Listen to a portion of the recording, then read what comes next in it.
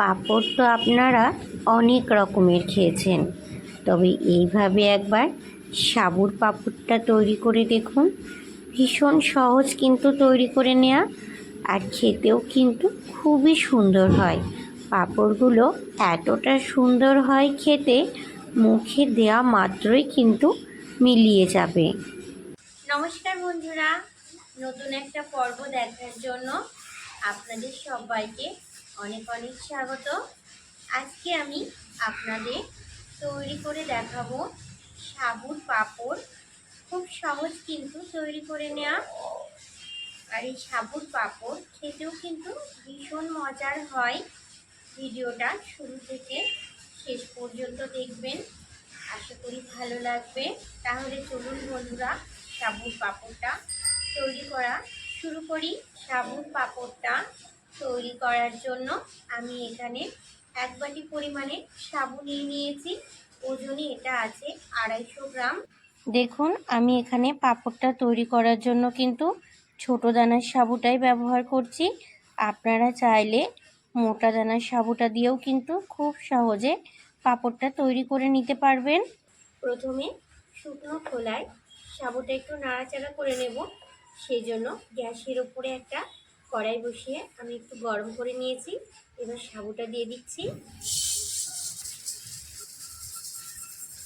এবার কিছু সময় আমি নাড়াচাড়া করে নেব।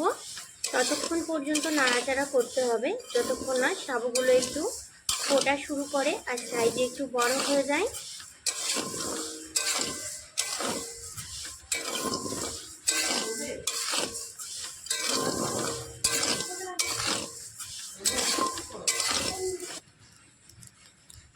দেখুন কতটা সুন্দর ফুটছে, আর সাইজেও দেখুন একটু বড় হয়ে গেছে। আর কিন্তু নাড়াচাড়া করবো না। এবার কড়াইটা নামিয়ে নেব। একটা প্লেটের ভেতরে সাবুটা আমি নিয়ে নিচ্ছি। এবার একটু হালকা করে ঠান্ডা করে নেব। এখন কিন্তু সাবুটা অনেকটাই ঠান্ডা হয়ে গেছে, আর আমি এখানে একটা মিক্সিং জার নিয়ে নিয়েছি। এই জারের মধ্যে এবার সাবুটা নিয়ে নেব।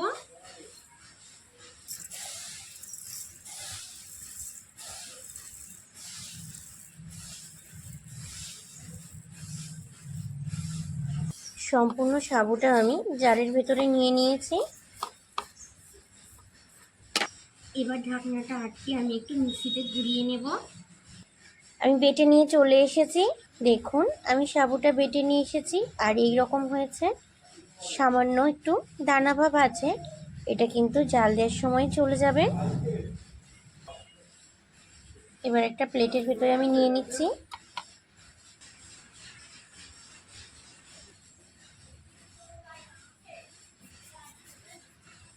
এবার আমি কড়াইয়ের মধ্যে 5 বাটি জল দিয়ে দেব। যে বাটিটা মেপে আমি সাবু নিয়েছিলাম সেই বাটি মেপে কিন্তু আমি জলটা দেব। প্রথমে 5 বাটি জল দিয়ে দেব কড়াইয়ের ভেতরে। 1 বাটি,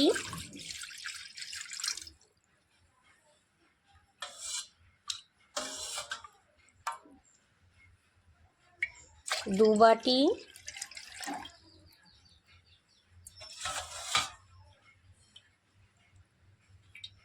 3 বাটি, 4 বাটি,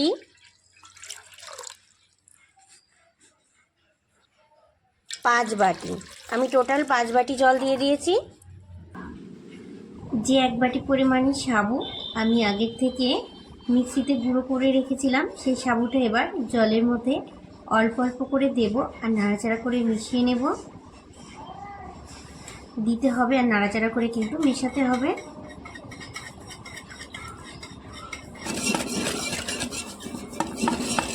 দিতে হবে আর কিন্তু মিশিয়ে নিতে হবে। দেখুন, আমি নাড়াচাড়া করে কিন্তু খুব সুন্দর করে মিশিয়ে নিয়েছি। প্রথমে আমি 5 বাটি জল কড়াইয়ের মধ্যে দিয়ে কিন্তু সাবুর গুঁড়োটাকে ভালো করে মিশিয়ে নিয়েছি। এখন দিয়ে দেব আরও 5 বাটি পরিমাণে জল, একই বাটি মেপে। 1 বাটি,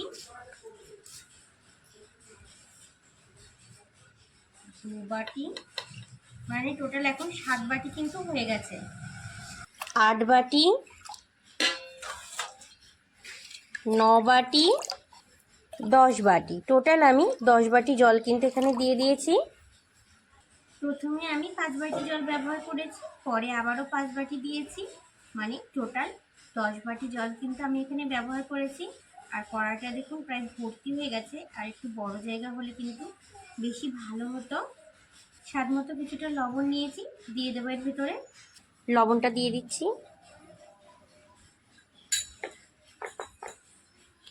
নাড়াচাড়া করে লবণটাও মিশিয়ে নেব। এবার গ্যাসের উপরে কড়াইটা আমি বসিয়ে দিচ্ছি। গ্যাসের আঁচটা এবার হাইয়ে রেখে আমি 10 মিনিট ভালো করে রান্না করে নেব। 10 মিনিট ভালো করে রান্না করে নিলেই কিন্তু পাঁপড় দেওয়ার জন্য সাবুটা পুরোপুরি রেডি হয়ে যাবে। অনবরত কিন্তু নাড়াচাড়া করে যেতে হবে, নাহলে কিন্তু নিচে জমাট হয়ে ধরা লেগে যেতে পারে। নাড়াচাড়া কিন্তু সেই জন্য বন্ধ করা যাবে না, কন্টিনিউ নাড়াচাড়া করে এটাকে তৈরি করে নিতে হবে। প্রায় 10 মিনিট হয়ে গেছে, আর আমি এইভাবে কন্টিনিউ নাড়াচাড়া করে করে কিন্তু সাবুটা রান্না করে নিয়েছি। দেখুন, কন্টিনিউ নাড়াচাড়া করতে করতে কিন্তু সাবুর মিশ্রণটা এখন অনেকটা ঘন হয়ে গেছে। জল জল যে ভাবটা ছিল সেটা কিন্তু এখন একদমই নেই। পাঁপড়ের স্বাদটা আরও বাড়ানোর জন্য দিয়ে দিচ্ছি কিছুটা পরিমাণ চিলি ফ্লেক্স, দিয়ে দিচ্ছি 1 চামচ পরিমাণে জোয়ান, আর দিয়ে দিচ্ছি 1 চামচ পরিমাণে গোটা জিরে। দেখুন আমি সমস্ত মশলা দিয়েছি, তার মানে ঘনত্বটা কিন্তু এমনই হতে হবে পাঁপড়টা তৈরি করার জন্য, কোনটাই কিন্তু ভেতরে চলে যায়নি। এবার আমি নাড়াচাড়া করে একটু মিশিয়ে নেব। এবারে মিশ্রণটা নিয়ে আমি ছাদে চলে যাব। মিশ্রণ সহ কড়াইটা নিয়ে আমি ছাদে চলে এসেছি। আর এখানে আগে থেকে একটা কলা পাতা আমি ভালো করে মুছে পেতে রেখে গেছি। কলা পাতার ওপরে আমি পাঁপড়গুলোকে তৈরি করে নেব। প্লাস্টিকের ওপরে দেওয়াটা কিন্তু ঠিক নয়, সেজন্য আমি কলা পাতায় দিচ্ছি। এক হাতা করে দেব, আর এইভাবে একটু ছড়িয়ে দেব।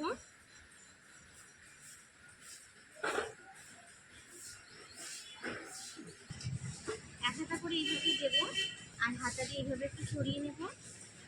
এইভাবে 1 হাতা পরিমাণে দিয়ে হাতা দিয়ে সামান্য একটু এইভাবে ছড়িয়ে দিলেই কিন্তু পুরো পাঁপড়ের মতো তৈরি হয়ে যাবে। দেখুন কতটা সুন্দর তৈরি হচ্ছে। সমস্ত পাঁপড়গুলো আমি কলা পাতার উপরে দিয়ে দিয়েছি। এবার এগুলোকে 2 দিন কড়া রোদ্রে খুব ভালো করে শুকিয়ে নেব। আমার এখানে টোটাল 3টে কলা পাতা লেগেছে। সব পাঁপড়গুলো আমি 2 দিন টানা রোদ্রে শুকিয়ে নিয়ে চলে এসেছি। আর কতগুলো পাঁপড় তৈরি হয়েছে দেখুন। সাবুর এই পাঁপড়গুলো কতটা পাতলা হয়েছে দেখুন।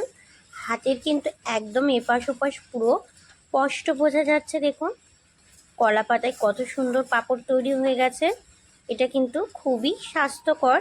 প্লাস্টিকে গরম জিনিস দিয়ে এইভাবে পাঁপড় তৈরি করাটা কিন্তু একদমই ঠিক নয়, সেজন্য আমি কলা পাতা ব্যবহার করেছি। এখান থেকে বেশ কিছু পাঁপড় এখন আমি ভেজে নেব, তবে সবগুলো ভাজবো না, কিছু ভেজে নেব। সেই জন্য গ্যাসের উপরে কড়াই বসিয়ে কিছুটা তেল আমি গরম করে নিয়েছি। এবার একটা করে পাঁপড় দিয়ে দিচ্ছি।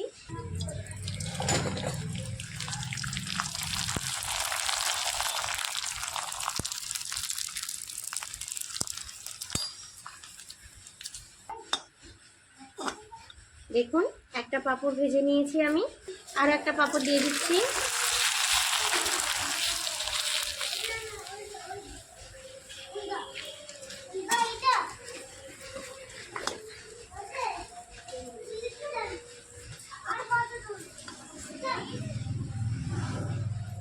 আরও একটা আমি ভেজে নিয়েছি দেখুন, আরও একটা দিয়ে দিচ্ছি।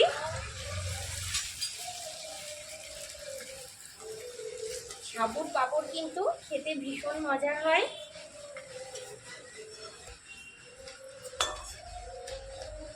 দেখুন আরও একটা আমি ভেজে নিয়েছি, কতটা সুন্দর তৈরি হচ্ছে। এইভাবে আমি কিছু পাঁপড় ভেজে নেব। দেখুন কিছু পাঁপড় আমি ভেজে নিয়েছি, আর কতটা সুন্দর তৈরি হয়েছে।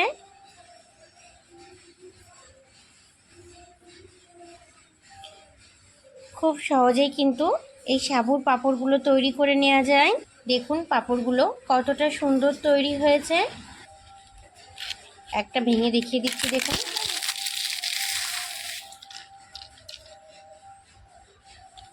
একদম কিন্তু গুঁড়ো গুঁড়ো হয়ে যাচ্ছে।